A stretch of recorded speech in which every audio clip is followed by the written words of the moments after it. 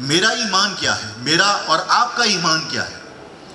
ایک مسلمان کی حیثیت سے ظلم کو ظلم کہنا، کسی ظلم کو ہاتھ سے روکنے کی کوشش کرنا، اور اگر ہاتھ سے نہیں روک سکتے، خدا نہ کرے تیسرے درجے کے مسلمان ہو، جبکہ تیسرے درجے کا مسلمان ہونا نہیں چاہیے حضور کے ساتھ دوہری نسبت کے بعد۔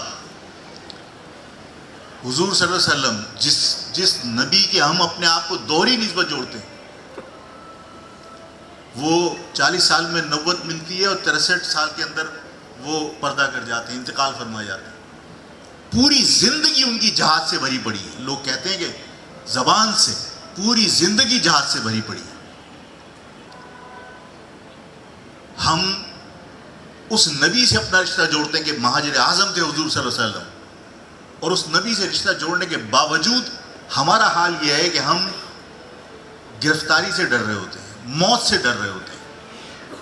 میں نے کہا کہ میں میٹنگوں میں بعض اوقات مثالیں دے دیتا ہوں۔ لوگ یہ سمجھتے ہیں کہ لڑیں گے تو مر جائیں گے، لوگ یہ سمجھتے ہیں تحریک چلائیں گے تو مر جائیں گے، جدوجہد کریں گے تو مر جائیں گے۔ اسلام میں خالد بن ولید کا بڑا نام، خالد بن ولید وہ جہاد کے جنونی تھے، وہ کفار کے اگینسٹ ہر وقت لڑنے کے لیے تیار رہتے تھے، اور ہر وقت ان کی زبان پہ دعا ہوتی تھی کہ یا اللہ مجھے شہادت کی موت دے، یا اللہ مجھے شہادت کی موت دے۔ زندگی بھر جہاد کرتے رہے، لیکن موت نہیں لکھی تھی، نہیں آئی۔ اس کا مقصد یہ نہیں ہے کہ آپ لڑو گے تو مر جاؤ گے۔ یہ بات ثابت کرتی کہ خالد بن ولید بے پناہ جہاد میں شریک ہوئے، زندگی ان کی جہاد میں گزر گئی، اس تمنا کے ساتھ کہ شاید اس مرتبہ شہادت اللہ تعالیٰ میری قسمت میں لکھ دے، لیکن موت نہیں لکھی تھی، طبعی موت مرے۔ اور جو لوگ نہیں لڑتے وہ بھی مر جاتے ہیں۔ جو لوگ یہ کہہ کر جدوجہد سے بھاگتے ہیں کہ کہیں موت نہ آ جائے، تو چی گویرا نے کسی جگہ پہ کہا نا کہ میں نے قبرستان میں ان لوگوں کی قبریں بھی دیکھی جنہوں نے جدوجہد میں حصہ صرف اس لیے نہیں لیا کہ کہیں مر نہ جائے۔ تو کیا وہ موت سے بچ گئے؟ اگر میں اور آپ موت سے گھبرا کر، تکلیفوں سے گھبرا کر، جیل کی سلاخوں سے گھبرا کر، میں اگر اپنے بچوں کا مستقبل داؤ پر لگا دوں تو اولاد کس سے توقع کرتی ہے؟ اس کے مستقبل کی حفاظت کون کرے گا؟ یہ بچے بچیاں جب خواب دیکھتے ہیں ہم ڈاکٹر بنیں گے، ہم انجینئر بنیں گے، اور سندھی متعصب افسر بیٹھ کر ان کے پیپروں کے اوپر ایسے لائنیں مارتا ہے کہ جیسے کوڑا کرکٹ، اور وہ ان کے ریزلٹس خراب کرتا ہے دانستہ طور پر، باقاعدہ پالیسی ہے۔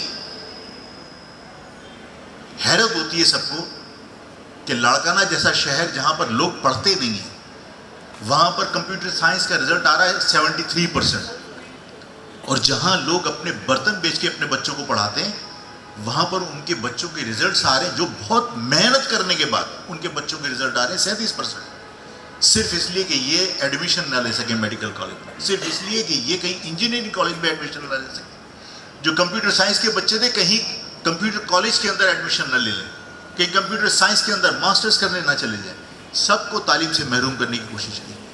ہم میں سے کسی کو یہ توفیق نہیں ہوئی کہ ہم جا کے چیلنج کریں کہ ہمارے بچوں کی کاپیاں ہمیں حوالے کی جائیں۔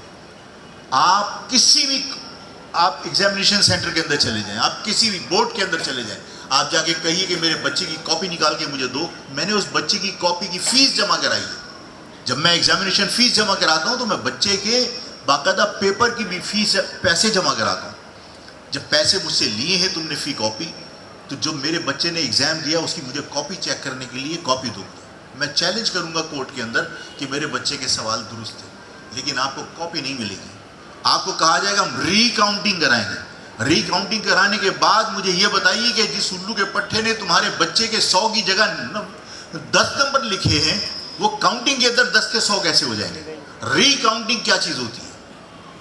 سوال تو یہ پیدا ہوتا ہے کہ میرے بچے نے اگر بہترین پیپر دیا تھا اور اگر وہ خدا نخواستہ اس کو آپ نے فیل کر دیا ہے تو میرا حق بنتا ہے کہ میرے بچے کی کاپی میرے حوالے کی جائے کہ یہ چیک کرو تمہارے بچے نے یہ ایگزام دیا تھا۔ نہیں دیتے، اس لیے کہ چور ہے۔ اس شہر کے اندر ہمارے ساتھ تمام مظالم کے باوجود آپ کی خاموشی یہ خطرناک عمل ہے۔ اپنے آپ کو تیار کیجئے اس وقت کے لیے جس وقت کے لیے میں آپ کو بار بار کہتا رہا ہوں کہ آنے والا وقت بہت خراب ہے.